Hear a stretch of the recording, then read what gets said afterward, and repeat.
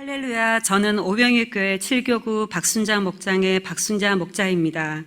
간증을 하기엔 너무 부족하지만 순종하는 마음으로 이 자리에 서게 되었습니다. 먼저 제가 예수님을 믿게 된 동기에 대해 말씀드리겠습니다. 제가 태어난 동네는 교회는커녕 우상 각종 미신을 믿는 사람들이 많았습니다. 바닷가 동네였기에 사고가 없도록 바다에 제사를 하고 구슬하는 광경을 흔히 볼 수 있었습니다. 복음이 뿌려지지 않는 동네에 저 초등학교 1학년 때 강도사님 부부가 교회를 개척하기 위해 도시에서 오셨습니다. 그 강도사님 부부는 거주할 곳을 찾으러 여러 집을 돌아다니다 저희 집에 오셨는데 마침 저희 어머니께서 방을 내어주셨고 그렇게 아랫방에서 강도사님 부부와 함께 살게 되었습니다. 강도사님 부부가 저희 집에서 유숙하시고 그 덕분에 저와 친정 식구들은 강도사님 부부의 첫 교인이 되어 예수님을 믿는 가정이 되었습니다. 저희 친정은 거리낌 없이 바로 예수님을 믿었지만 동네 사람들은 복음을 전하는 강도사님 부부를 욕하고 핍박했습니다. 그러나 강도사님 부부는 아랑곳하지 않고 예수님을 전했고 나중에는 저희 친척들을 비롯하여 동네 사람들이 전도되어 같이 예배를 드리게 되었습니다. 저는 이렇게 자연스럽게 예수님을 믿게 되었고 성인이 되기 전까지 신앙생활을 열심히 했습니다. 열심히 신앙생활을 했지만 성인이 되어 직장생활을 하면서 세상이 주는 즐거움에 빠져 교회를 멀리하게 되었고 결국에는 믿지 않는 남편과 결혼을 하게 되었습니다. 결혼 후 바로 첫 아이를 임신했을 때 옆집에 사는 집사님께서 새댁 우리 교회 가자라는 말에 아무런 거리낌 없이 바로 교회에 갔습니다. 다시 신앙생활을 회복하면서 어렸을 때 가졌던 믿음을 점점 되찾게 되었고 그동안 세상이 좋아 하나님께 나아가지 못했던 것이 너무 후회가 되었습니다. 광명으로 이사를 와서 아이 셋을 데리고 서울에 있는 교회를 1시간 정도 버스를 타고 다녔는데 남편은 그 모습이 안타까워 보였는지 차로 교회 앞까지 데려다 주긴 했지만 교회에 들어오진 않았고 그렇게 몇 년이 계속되었습니다. 학교 근처에 있는 교회로 첫째와 둘째를 보내면서 저도 함께 교회를 다녀보려고 예배에 갔지만 말씀이 귀에 들어오지 않았고 정착하지 못한 채 이 교회 저 교회 예배를 드리러 나갔습니다. 그러던 중 셋째 아이를 이곳 오병이교회 구중용교회에 보내게 되었고 한번 예배를 드렸을 때 목사님 말씀이 너무 좋았고 잘은 몰랐지만 뜨거움이 느껴져서 이 교회에 정착해야겠다고 마음 먹었습니다. 그렇게 딸에게 너무 좋다고 하면서 함께 다니자고 권유했습니다. 이렇게 하나님의 은혜 가운데 오병의 교회로 오게 되었습니다. 여러 가지 양육을 통해 믿음이 성장하고 영이 살아나니 주일 성수는 물론 금요 차례와 새벽 기도를 드리며 기도의 자리를 사모하게 되었습니다. 그러면서 조금씩 믿음이 성장되어 부족하지만 목자로 파송도 받게 되었습니다. 이제 저의 전도 사례를 말씀드리겠습니다. 10여 년 전 시어머니께서 중풍과 치매로 쓰러지셨고 병원에서는 치료할 방법이 없으니 집에서 모시라고 하여 휴직을 하고 시어머님을 집에서 모시게 되었습니다. 시어머님은 아프시기 전 다른 종교를 믿으셨지만 며느리들이 교회를 다닌다니 한두 번 예배를 들으셨을 뿐 하나님이 살아계신다는 것과 영적인 세계에 대해서 아무것도 알지 못했던 상태였습니다. 시어머니를 모시는 관계로 외출하는 시간을 최소화하기 위해서 목장 집회도 저희 가정에서 드렸습니다. 목장 집회를 가정에서 드리니 자연스럽게 시어머님도 말씀과 찬송을 듣게 되셨습니다.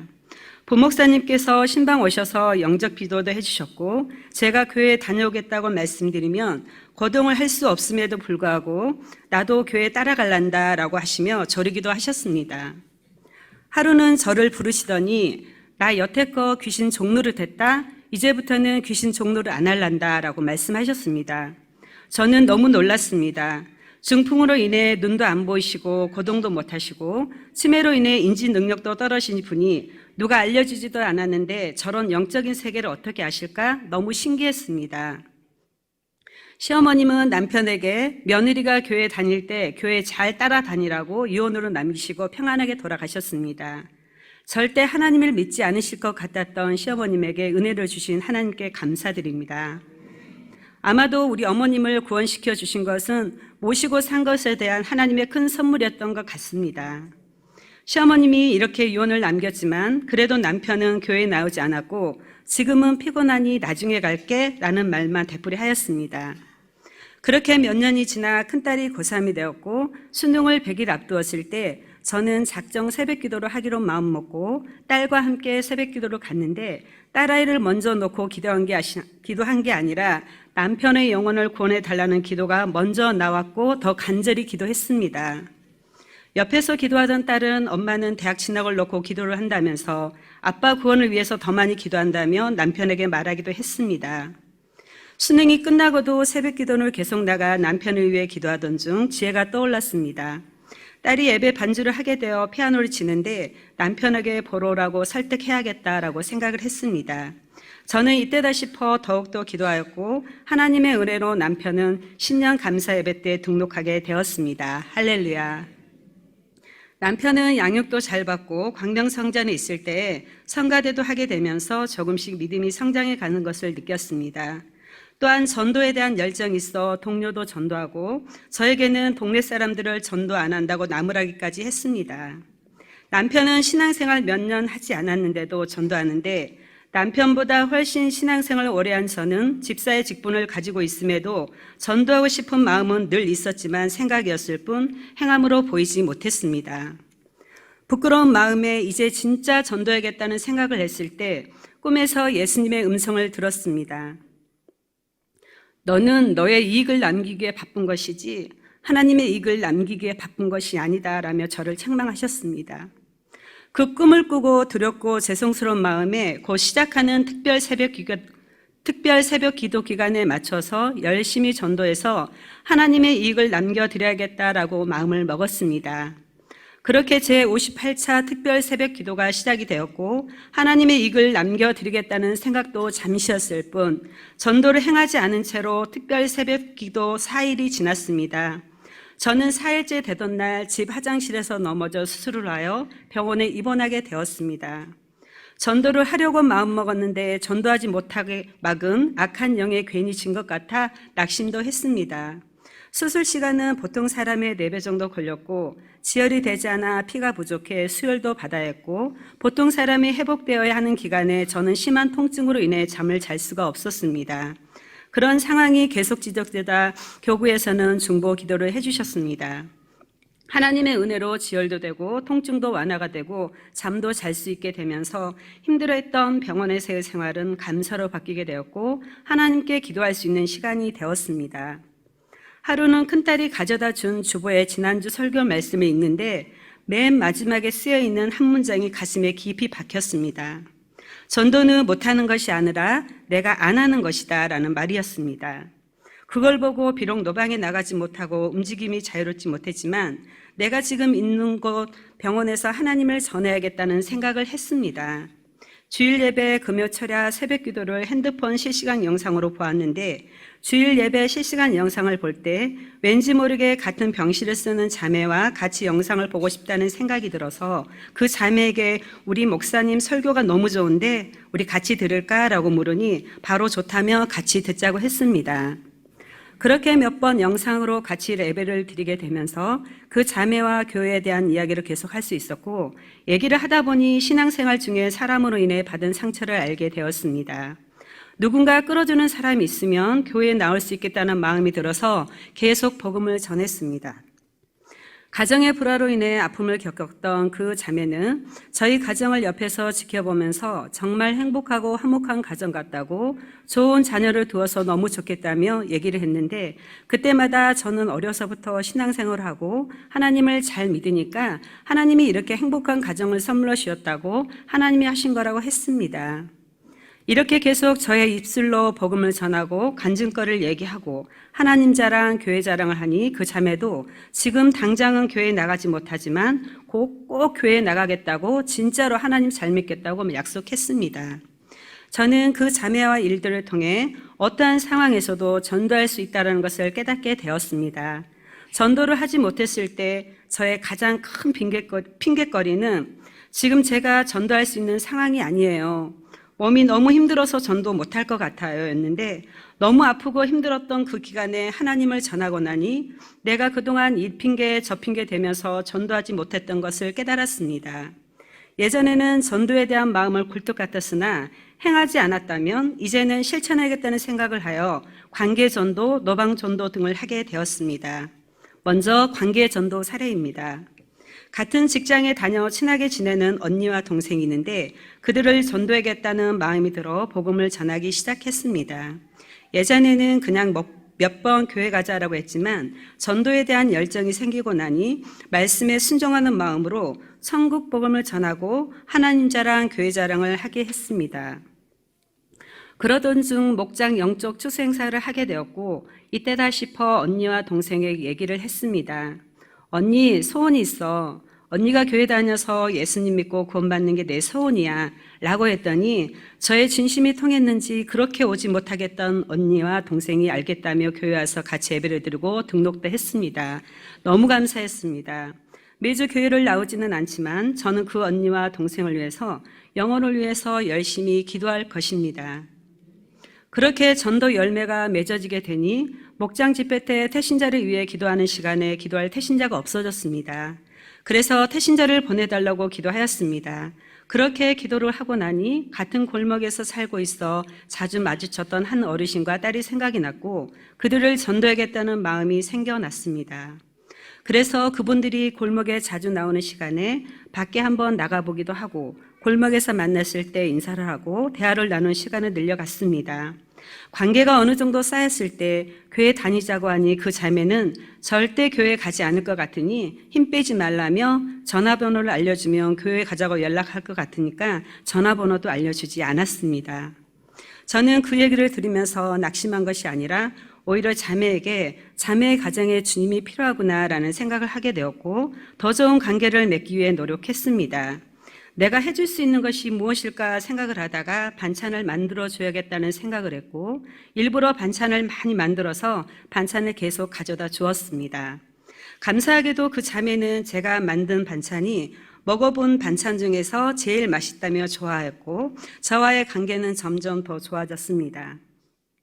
관계가 좋아졌다고 느꼈을 때 자매의 마음을 열어달라고 기도를 한 후 교회에 나가보자고 하였고 교회에서 예배드리고 같이 밥도 먹자고 했더니 고민하다가 어르신과 함께 교회를 나가겠다고 했고 그 후 2015년 10월 교구 전도 행사에 초청을 하여 등록을 하게 되었습니다. 마음은 있었지만 전도하는 것을 망설였던 제가 전도하기로 마음먹고 결단하고 기도하며 나갔더니 한 명도 전도하기 힘들었던 제게 하나님께서는 작년 하반기 짧은 시간에 5명의 열매를 맺게 해주셨습니다. 다음은 교구 노방전도 사례를 말씀드리겠습니다. 저희 7교구에서는 전도 특공대가 화요일, 목요일 낮에 노방전도를 합니다. 그래서 직장인들을 함께 전도하고 싶어도 노방전도에 참여하기가 어려웠습니다.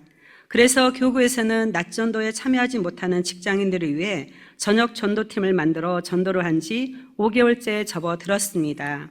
10년 동안 제가 하던 일은 9시부터 6시까지 종일 근무하는 일이었는데 전도하고 싶은 저의 마음을 아셨는지 하나님께서 시간을 유동성 있게 이용할 수 있는 직장으로 보내주셔서 저녁 전도에 참여할 수 있게 되었습니다. 전도할 수 있는 환경을 열어주신 하나님께 감사합니다. 한파에도 굴하지 않고 전도를 시작했고 오래 서 있어 허리와 다리가 너무 아파 힘들어도 집에 가서는 아프지 않은 척, 힘들지 않은 척을 했습니다. 그래도 전도 나가는 것이 즐거웠습니다. 지나가는 사람들에게 말하는 것이 두렵지 않았고 듣든지 아니 듣든지 복음을 전하겠다는 마음이 강하게 들었습니다. 목요일이 기다려지고 전화번호라도 받게 되면 뛸 듯이 기뻤습니다. 전도 참여할 수 있게 해주신 것도 감사한데 더 감사한 것은 노방에서 전도의 열매도 주셨습니다. 광명 사거리로 이사 온 지 얼마 되지 않는 아이 엄마를 만나게 해주셔서 관계 맺기를 하고 또 함께 예배를 드리고 등록도 하여 지금은 새가족 학교에 잘 참여하고 있습니다. 새가족 학교를 수료한 후 십자가 길 양육 시스템을 통해 믿음이 성장되고 일꾼으로 쓰임받는 날이 오기를 기도합니다. 그 외에 오겠다고 약속만 하고 열매 맺지 못한 태신자들이 있는데 이들 또한 지속적인 관계 맺기와 영적 대적 기도를 통해 반드시 열매를 주실 거라 믿습니다. 저희 저녁 전도팀의 비전에 대해 말씀드리겠습니다. 지금은 광명 사거리를 거점으로 삼아 한 개의 전역 전도팀이 있지만 사흘부터는 2개의 전역 전도팀으로 나눠 전도하고 5월에는 4개의 전역 전도팀으로 나눠져서 광명 사거리에 4군데 전역 전도팀이 자리 잡아 광명 사거리를 지나가는 많은 사람들이 복음을 듣게 하여 많은 사람을 전도하는 것입니다. 전역 전도팀을 통해 많은 열매를 주실 하나님을 기대하며 기도하겠습니다. 더불어 저희 목장의 비전은 오늘 목장원이 전역 전도에 참여하여 많은 열매를 맺어 정착시키는 것입니다. 지금의 목장원을 배로 부흥시켜서 2명의 목자를 파송하여 하나님의 뜻을 이루어드리는 목장이 되길 소망합니다. 일주일 전 저희 친정어머니께서 소천하셨습니다. 오랫동안 편찮으셔서 요양병원에 계셨는데 지난달부터 병세가 급격히 악화되어 간증을 준비하는 기간 내내 마음이 편치 않았습니다. 그러다 지난주 토요일 마지막 가시는 길을 준비하라는 담당 의사의 연락이 와서 친정어머님을 뵙고 환송 예배를 드렸고 1시간 뒤 친정어머니는 잠드셨습니다. 장례를 다 마치고 다 치르고 돌아온 날 딸이 꿈을 꾸었는데 사람의 힘으로는 오를 수 없는 높이 뻗어 있는 계단을 친정어머니가 너무나도 밝은 얼굴로 천사의 인도를 받으시면서 올라가고 있는 꿈을 꾸었다고 합니다. 그 계단으로 이어진 곳은 웅장하고 아름다운 성, 천국이었다고 합니다. 친정어머니가 당연히 천국으로 가셨을 거라고 생각은 했지만 제가 슬퍼하는 것을 아시고 하나님께서는 이렇게 딸의 꿈을 통해 확신을 주셨고 이제 걱정하지 말고 슬퍼하지 말라고 딸에게 꿈을 꾸게 하신 것 같습니다. 40년 동안 저의 신앙생활은 차지도 뜨겁지도 않은 미지근한 신앙생활이었는데 그 꿈을 통해 예수님을 믿으면 천국 간다는 사실을 다시 한번 알게 해주셨으니 이제 더욱더 열정적으로 천국 복음을 전하고 뜨겁게 신앙생활을 할 것입니다. 지금까지 저의 간증을 들으셔서 감사합니다. 늘 살아있는 말씀을 통해 깨닫게 도와주시는 담임 목사님, 함께 떡을 떼고 교제하며 초대교회의 모습을 찾으려고 노력하는 교구 식구들과 전도사님, 이번 저희 가족의 슬픔에 함께 이루어 주신 성도님들 정말 감사합니다. 그리고 하나님 사랑합니다. 저만 그 아름다운 천국에 들어가는 것이 아니라 열심히 전도해서 많은 영혼을 천국으로 인도하는 사람이 되겠습니다. 모든 영광 하나님께 드립니다. 감사합니다.